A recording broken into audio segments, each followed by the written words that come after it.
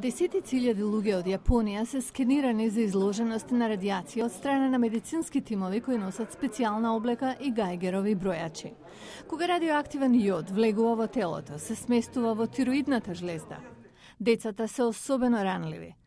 Кога се случи Чернобил во Украина во 1986-та, луѓето од околината биле изложени на големо количество радиација. Стручњаците велат дека над 6000 деца добиле рак на тироидна жлезда како резултат на тоа.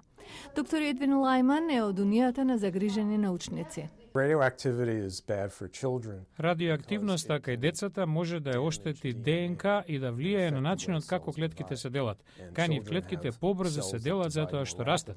Здравствените стручњаци сега знаат дека некои од овие видови рак можеле да бидат спречени ако на децата им бил даден лек, потасиум јодид.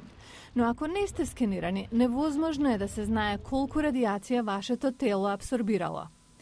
И терминологијата е збунувачка, зашто радиацијата се мери во посебни единици. Дури и смирувачки информации за јавноста не изгледаат така.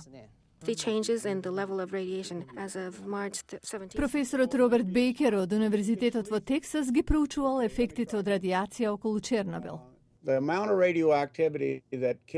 Количината на радиоактивност што убива луѓе е значителна количина. Ако не добиете толку радиација, тогаш ефектите за остатокот од вашиот живот не може лесно да се измерат.